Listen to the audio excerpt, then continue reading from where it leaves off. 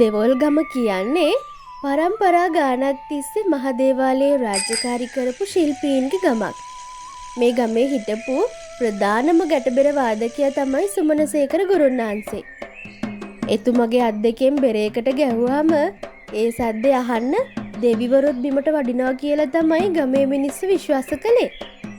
හැබැයි මේ ගාම්භීර සද්දේ ඇස්සේ සුමනසේකර ගුරුන් වහන්සේගේ හිතේ මහා ලොකු දුකක් හැංගිලා තිබුණා. අනේ දෙයියනේ, තව කොච්චර කාලයක් මගේ අත්තල මේ හයිය තියෙයිද? ඇයි සුමනසේකර මේ පාන්දරම සුසුම් හෙලන්නේ? ඔයාගේ බෙරනාදේ අදත් මුළු ගමටම ඇහුණා. කිසිම අඩුවක් නැහැ.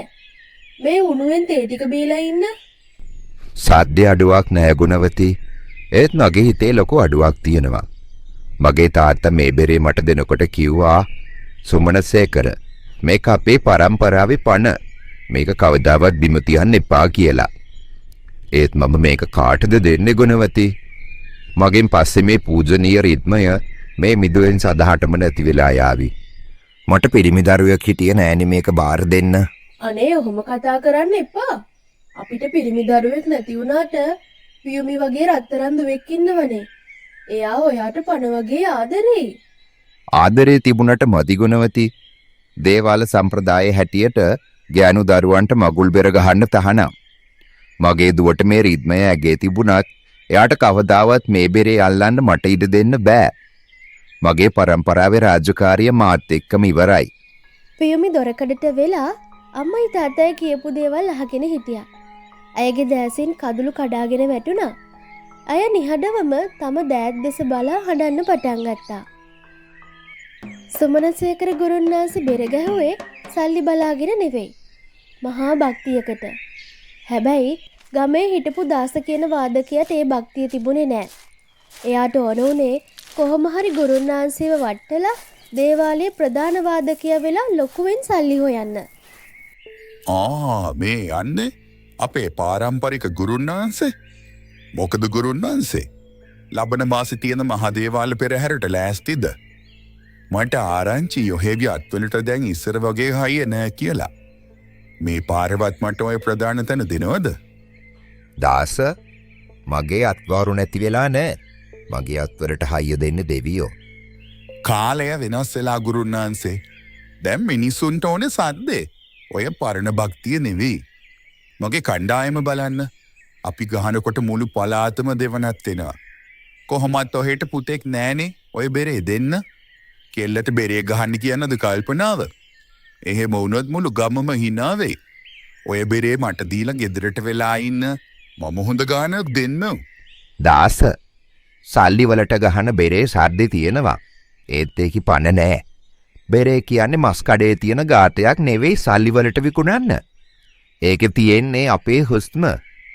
මගේ අත් දෙකේ වාරු නැති වුණ දවසක මම මේ බෙරේ කැලේ තියෙන රූස්ස ගහක් මුලින් තියෙන එනවා මිසත් භක්තියක් නැති කෑදරේකට කවදාවත් දෙන්නේ නෑ. බලමුකෝ ඔහෙගේ ඔය අහංකාරකම බිම වැටෙන දවස වැඩි ඈතක නෑ සුමනසේකර. පියුමිට තාත්තා බෙර ගහන්න එපා කිව්වත් ඇගේ ලේවල දුවන්නේ පාරම්පරික රිද්මය. රැට හැමෝම නිදාගත්තම පියුමි කැලේට ගිහින් පරණ බෙරයක් අරගෙන පුරුදුනා. ඇය ගැහුවේ නිකම්ම සද්දයක් නෙමෙයි. ඇගේ පියාගේ අත්වලින් නිකුත්වනේ දිව්‍යමය නාදයමයි. හැබැයි දවසක් ගුණවතී අම්මා මේ සද්ද ඇහිලා හොරෙන් ඇවිත් බැලුවා. පියුමි, උඹට පිස්සුද දුවේ? මේවා ගෑනු දරුවන්ට කැප නෑ. තාත්තා මේක දැක්කොත් පපුව පැලිලා මැරෙයි. අම්මේ, මට සමා වෙන්න අම්මේ. ඒත් මට මේ සද්ද ඇහෙන්නේ නැතුව ඉන්න බෑ. අම්මා දැක්ක නේද අද උදේ තාත්තා තනියම අඬනවා පරම්පරාව ඉවරයි කියලා. ඉතින් උඹට පුළුවන් දේ පරම්පරාව ගෙනියන්න.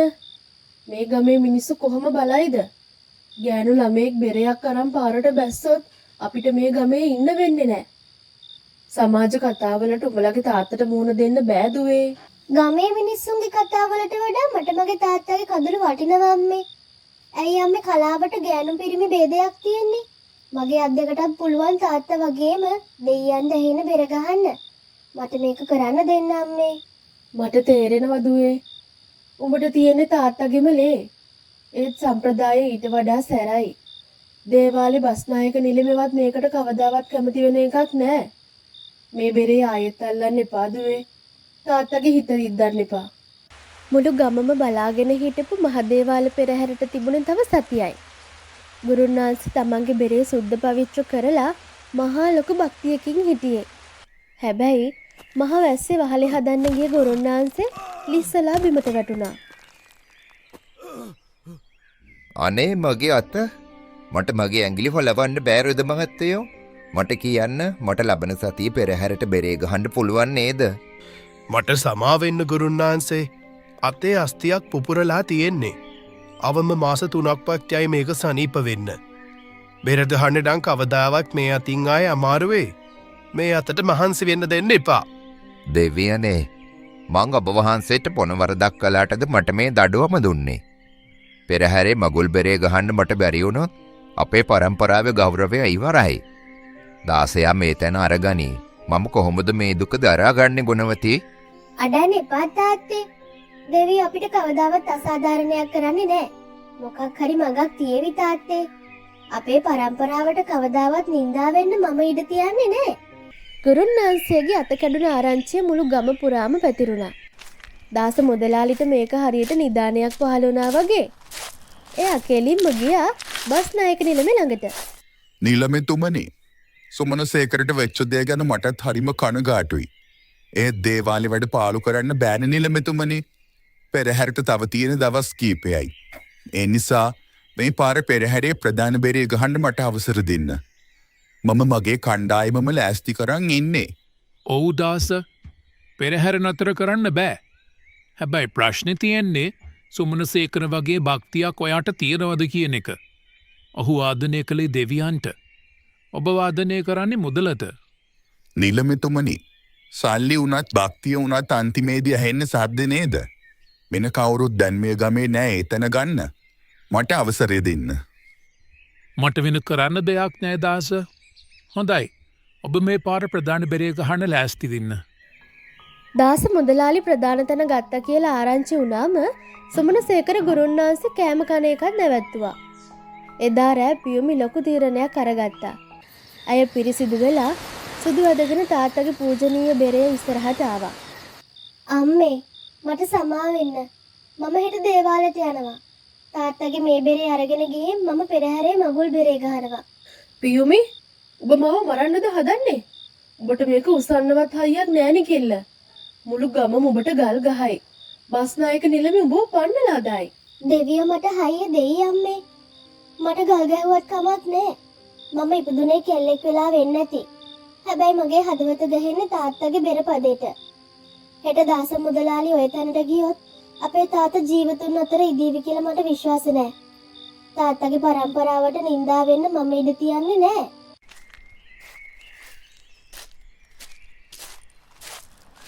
පෙරහැර පටන් ගන්න ඔන්න මෙන්න තියෙද්දී මුළු දේවාල මළුවම එක පාරටම නිශ්ශබ්ද වුණා. කවුරුත් හිතපු නැති විදිහට පියුමි තාත්තගේ මහා ගැටබෙරෙත් බැදගෙන ඉස්සරහට ආවා. ගෑනු ළමයෙක් පෙරහැරේ ප්‍රධාන බෙරේ ගහනවා කියන්නේ කවදාවත් වෙච්ච දෙයක් නෙවෙයි. මේ මොන විකාරයක්ද? මෙතන ගෑනුන්ට නටන්න බෑ. ලැජ්ජ නැද්ද ඔබට මේ පිරිමි කරන රාජකාරියට එන්න? මේක දේවාලයක්. උඹලගේ සෙල්ලම් දෙයක් නෙවෙයි. ගලවන්න ඔය බෙරේ. පියමිදුවේ මේක විහිළුවක් නෙමෙයි. සුමනසේකරට අමාරු නිසා අපි දාසට ඒතන දුන්නා. කරුණා කරලා ඔය බෙරේ ගලවලා ගෙදර යන්න. දේවාල සම්ප්‍රදාය කඩන්න මට ඉඩ දෙන්න බෑ. අවසරයි නිලමෙතුමනි. මම ආවේ සම්ප්‍රදාය කඩන්න නෙවෙයි. දෙවියන්ට භක්තිය පූජා කරන්න ගෑනු පිරිමි ભેදයක් තියනවා කියලා කොහේවත් ලියලා නැහැ. මගේ තාත්තගේ ලේ මගේ ඇඟේ දුවනවා නම් මටත් පුළුවන් මේ රාජකාරිය කරන්න. එක පදයක් අහන්න නිලමෙතුමනි. මගේ වාදනයේ වැරද්දක් තිබුණොත් මම ජීවිත කාලෙටම මේ ගමෙන් යන්නම්. මගේ තාත්තා වෙනුවෙන් මට මේ අවස්ථාව දෙන්න. බස්නායක නිලමෙට පියුමිගේ ඇසල තිබුණ අහිංසක එයත් ගාම්භීර කන්නලව්ව ප්‍රතික්ෂේප කරන්න බැරි වුණා. එතුම පියුමිට අවස්ථාවක් දුන්නා. පියුමි ඇස් දෙක පියාගෙන තමන්ගේ ආදරණීය තාත්තවයි දෙවියන්වයි සිහි කරලා බෙරේට අත් දෙක තිබ්බා.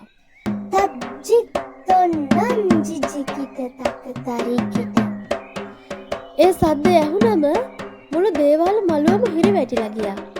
ඒක හරියට සුමනසේකර ගුරුන්නාන්සේගේ තරුණ කාලේ වාදනය කරනවා වගේමයි. කිසිම පිරිමියෙකුට දෙවෙනි නොවන මහ හයියක්. ඒ වගේම කාන්තාවකට ආවේනික සියුම් බවක් ඒ වාදනයේ තිබුණා. දාස මුදලාලිට තේරුණා තමන්ගේ වාදනය පියුමගේ වාදනය ළඟින්වත් තියන්න බෑ කියලා.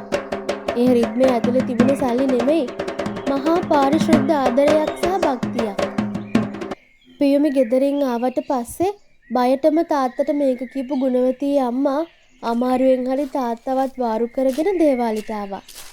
තමන්ගේ දුව මුළු ලෝකෙම ඉස්සරහා තමන්ගේ පූජනීය බෙරේ බැඳගෙන දෙවිවරු බිමට වඩින තරම් ලස්සනට වාදනය කරනවා දැක්කම සුමනසේකර ගුරුන්වහන්සේගේ ඇස්වලින් සතුටු කඳුළු ගලන්න පටන් ගත්තා.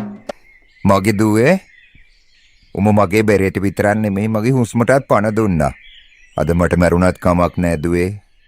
සුමනසේකර ඔබගේ පරම්පරාව ඉවරයි කියලා කවුද කිව්වේ? මේ දුව ඔබව අභිබවා ගිහින්. සම්ප්‍රදාය මොකක් වුණත් සැබෑ කලාවට භක්තිය ඉස්සරහා අපි ඔක්කොම හිස නමන්න ඕනි. අද පෙරහැරේ ප්‍රධාන වාදකයා ඔයාගේ දුව. මම පෙරදුනා ගුරුන්නාන්සේ. මං හිතුවේ සල්ලි වලින් කලාව ගන්න පුළුවන් කියලා. ඒත් ඔයාගේ දුව හදමට තේරුම් කළා කලාව තියෙන්නේ හදවතේ කියලා. මට සමා වෙන්න. එදා පියුමේ මුළු ගමේම ආදරේ වගේම ගෞරවයක් දිනාගත්තා. සුමනසේකර ගුරුන්වහන්සේගේ හිතේ තිබුණ ලොකුම බර එදායින් ඉවර වුණා. එතුමට තේරුණා පිරිමි දරුවෙක්ට වඩා ලොකු හයියක් තමන්ගේ දුවට තියනවා කියලා. පියුමි තමන්ගේ තාත්තගේ කලාව ගමේ අනිත් අහිංසක දරුවන්ටත් කියලා දෙන්න පටන් ගත්තා. ගානු දරුවන්ට කලාව තහනම් කියන පරණ මතය ඒ ගමෙන් සදහටම වැකිලා ගියා. මගේ රත්තරන් දුවේ බෙරේට ආදරය කරන්න අද මුළු ගමම ඉගෙන ගත්තා. මගේ රිද්මේ දැන් ඔයාලගේ අත්වල ජීවත් වෙනවා. ඔයා මගේ පරම්පරාවට ලොකු ආලෝකයක් ගෙනවා දුවේ. තාත්තගේ ආශිර්වාදය තියනකල් මේ රිද්මේ කවදාවත් නවතින්නේ නෑ තාත්තේ. කලාවට, දක්ෂකමට සහ භක්තියට කිසිම දවසක ගැහණු පිරිමි කියලා ભેදයක් නැහැ. තමන්ගේ මව්පියන්ගේ ගෞරවය රකින්න එයාලගේ අඩිපාර යන දරුවන්ට කවදාවත් වරදින්නේ නැහැ. ඒ වගේම සමාජයේ තියෙන පරණ වැරදි මතවලට බයේ අපේ දක්ෂතාවයන් හිර කරගෙන ඉන්න හොඳ නැහැ. අවංකව උත්සාහ කළොත් ඕනෙම අභියෝගයක් ජය ගන්න පුළුවන්.